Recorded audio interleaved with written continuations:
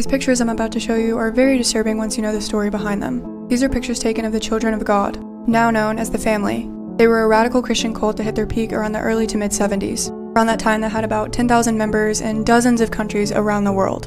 It started with this man, David Berg. He looks creepy, right? It's because he was. He was a predator.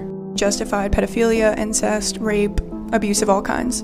All the members had to have sex with each other even if they did not want to. Even the children. He always told his followers that the world was going to end and that they were God's soldiers that were going to fight the Antichrist. Members had to drop out of society. They were only allowed to make money by begging on the street and selling pamphlets that they were given. David Berg also promoted this thing called flirty fishing, where members, mostly women, would go out to bars and pick up men and have sex with them. They would try to convince them to join the cult, and if not, they would ask for money. It was literally sex trafficking his followers. One of the most disturbing things I've seen about this cult is the story of Davidito, the book where they explain how every cult member should raise their child. They advocate for child abuse of all kinds and incest. But also get his followers to send videos of women and children dancing naked and singing religious songs. If you want to hear more, I just released an hour-long episode on this cult, and I also talk about Ricky Rodriguez. He was born into this cult, and when he grew up, he realized he had been abused and that this cult was evil. He then killed one of the leaders of this cult and took his own life.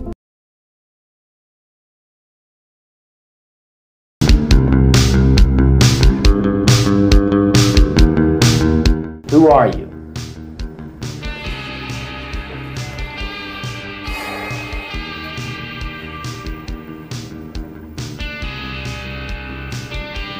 Just a guy. Just a guy. Tell me in a sentence who you are.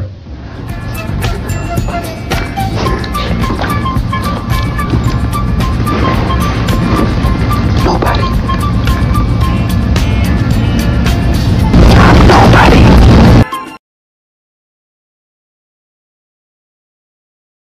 Let's talk about what happened with 22-year-old Leslie Palacio. Leslie was born on May 5th of 1998 and she was living in Las Vegas, Nevada. Leslie loved to help others and she was currently working as a phlebotomist. On August 28th of 2020, Leslie wanted to have a fun weekend out after completing her lab assistant program, so she was going to try to get some of her friends to go out with her, but obviously they were still kind of worried and scared because of COVID still being fresh. Leslie ends up getting this Instagram DM from 25-year-old Eric Rangel Ibarra, and he was basically asking her if she wanted to go out that night. They were actually very close family friends, and his mother actually was Leslie's godmother. Eventually, Leslie agrees to this, and she tells her sister that she is going to be texting her throughout the night. Around midnight, they enter this casino/hotel, and this is the security footage that they did arrive. Around 4:40 in the morning, Leslie ends up sending a text message to her sister, and when she texts her, her sister didn't know that this would actually be the last text message she would get from Leslie. That next morning, Leslie's family realizes that Leslie never made it home, and they're not too worried right now because it's still the morning. Maybe, she's hungover or whatever, and maybe she's just hanging out with Eric. So they wait till the afternoon. Still nothing, so they decide they're going to go to Eric's house since, they are good friends with his family and just kind of find out what's going on. Once Leslie's family gets to Eric's house, they notice that the whole family is basically taking out furniture, and they're basically asking if they've seen Leslie, and they kind of acted like they didn't know that Leslie went out with Eric that night, and basically no one knows where Leslie is. On August 30th, Leslie's family reports her as missing. Then on August 31st, Eric's family reports him as missing and his father as well. Obviously, this is kind of strange. Why would Eric and his father be missing? Luckily, a neighbor of Eric had a security camera facing right in front of his house, and it actually shows when Eric arrives. It's 6:05 in the morning. It is showing Eric helping Leslie out of his truck, and she looks visibly drunk, and he's just trying to help her inside of the house. It's now 7:25 in the morning, and Eric is seen taking out Leslie's body, and his father is actually helping him, and Leslie's body is wrapped in a bed sheet, and they just throw her in the back of his truck. Next, the father is seen cleaning off the driveway with a hose. The police department gets a warrant to search the house, and when they go inside the house, they notice that there is cleaning supplies everywhere. I'm running out of time, but stay tuned for part 2. Serial killer Jeffrey Dahmer's childhood home.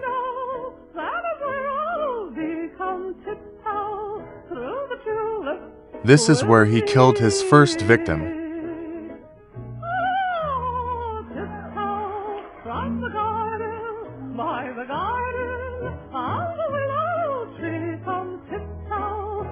I'm still creeped out. I live 15 minutes from his house.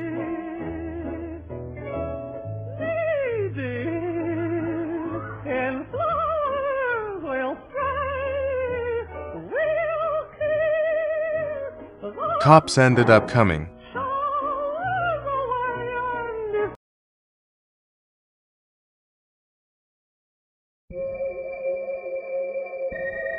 Karl Tanzler was a German man born in 1877, living in Florida and working at a hospital in Key West.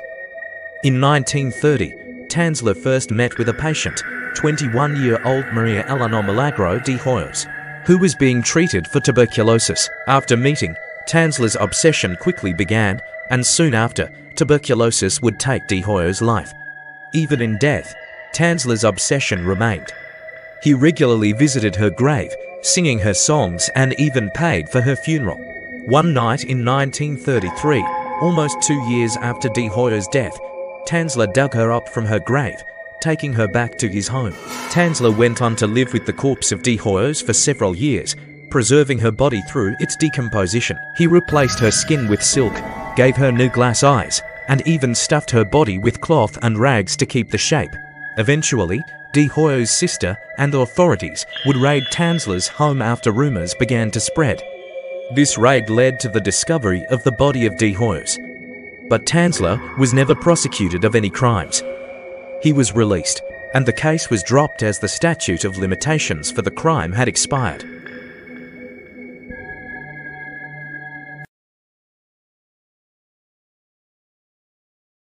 The serial killer and cannibal whose saga of evil has been given new life in the hit Netflix series Monster. I'm going to ask you some questions that are tough. In this never-before-seen video from the Inside Edition archives, he's clearly nervous. His hands won't stay still as he prepares for the exclusive 1993 interview. What questions are you going to start out with? A new generation is learning about his horrifying crimes through the #1 Netflix series. In what appears to be a psychopathic mass murder. Destination 32 clear.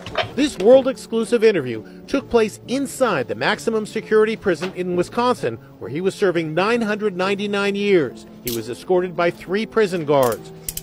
One officer held each arm as he was taken in handcuffs into an elevator.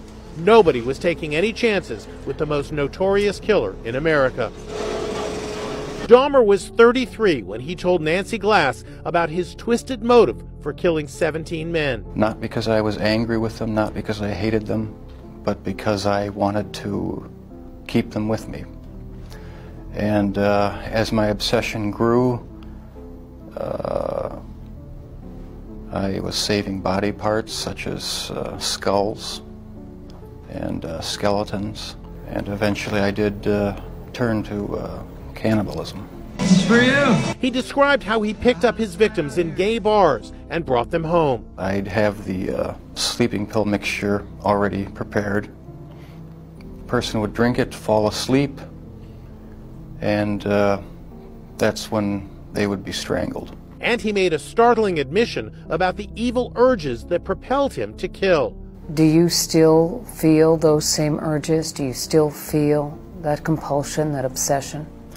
I wish I could say that it just left completely, but no, there are times when I still do have the old compulsions. A creature of the night, he said he slept most of the day in prison. During the interview, he asked for several breaks.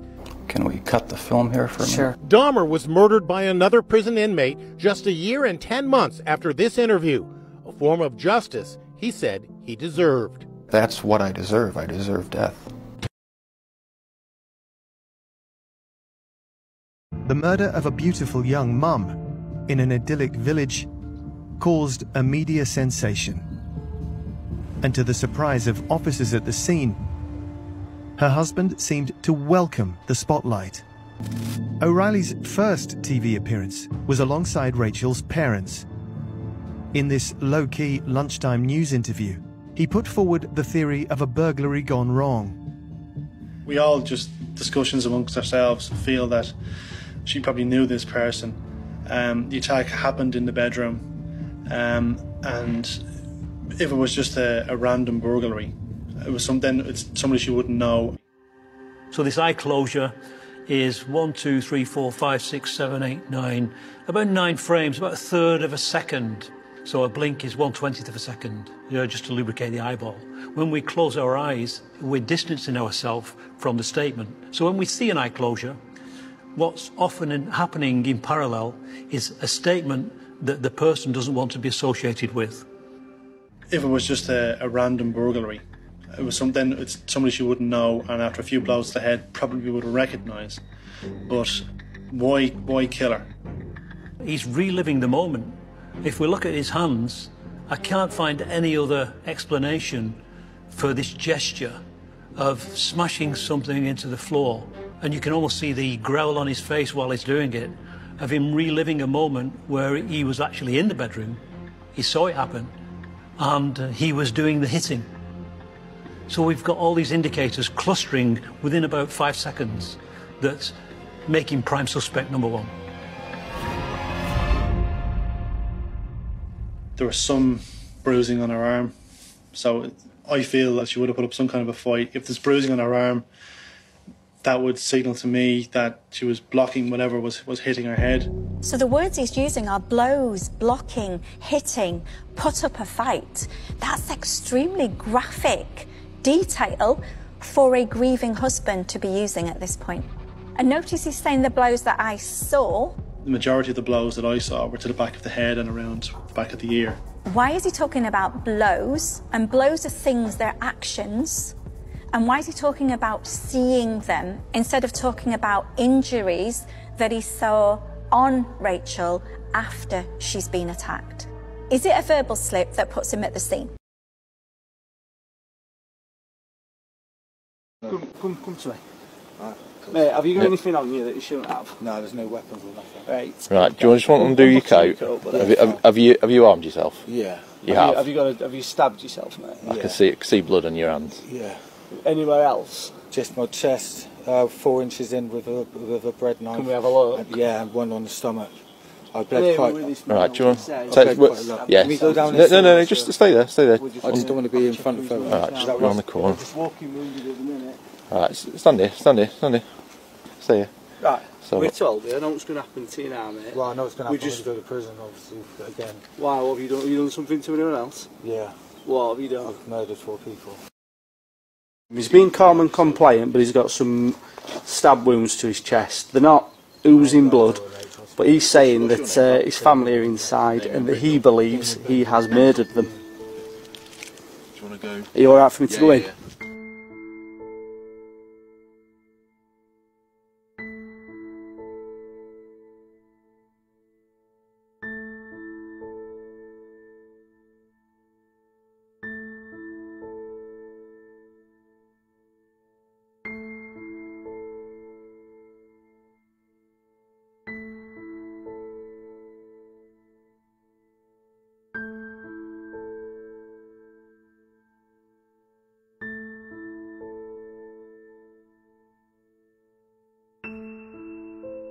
Damien, at 07:47 hours, I'm arresting you on suspicion of murder. You don't have to say anything, but it may harm your defence. Do not mention when questioned something you later rely on in court. Anything you do say may be given in evidence. Your arrest is necessary to protect you from harm, to prevent your disappearance, for a prompt and effective investigation. Okay? I'm going to get you up, we're going to put you in the back of the van. Stand up.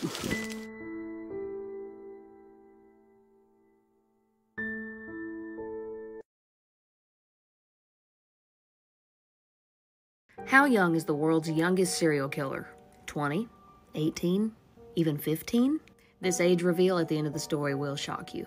Amarjit Saddah killed 3 people in separate incidences between 2006 and 2007, including 2 family members. This story takes place in India, and we're going to start in 2007 with a missing baby. A young woman had left her 6-month-old baby in the care of a primary school, and when she had come back, the baby was missing. Now, of course, immediately this baby's family was frantic, and they all began pointing fingers at one individual, Amarjit Saddah. They're quoted as having said they knew he had a dark streak and he was not like the other boys his age. Villagers called the police and said, "You need to speak to this boy." And the police initially dismissed them, saying, "There's no way a boy that young is going to know anything about that missing baby." Ultimately, the police listened to the villagers and tried to speak with Sadah, and his parents were hesitant to let him speak to the police. And the disturbing fact is, the reason the parents were hesitant to let their son speak to the police was because they already knew that the boy had killed his cousin and his baby sister. They didn't bother getting the police involved with that, even knowing what their son had done, because it was a family matter. But eventually, after pressure from the police, Sadah's parents did let him speak to the police. And it was at this point that Amarjeet Sadah admitted to the police what he had done. While in police custody, Amarjeet was very cool, very collected, even asked for a biscuit at one point before telling the police that he had in fact snuck into the daycare where the baby was sleeping, took the baby out of the crib and out into the woods where he brutally beat her with a brick and strangled her. He also admitted to having killed his 8-month-old baby sister in the same fashion, as well as his 6-year-old cousin. The father of this 6-year-old cousin was one of the family members who kept Sadah's crimes under wraps. Family loyalty was obviously a big deal in the Sadah family. But again, with the outcry for this baby infant to be found, they could no longer keep a lid on this, and the monster that this boy was came to light. And the shocking truth is, this boy was only 7 years old. This young boy was a certifiable psychopath. He smiled all through his police interrogation, had zero remorse for what he had done, and had taken a chilling delight in the pain that he caused these children before he ultimately killed them.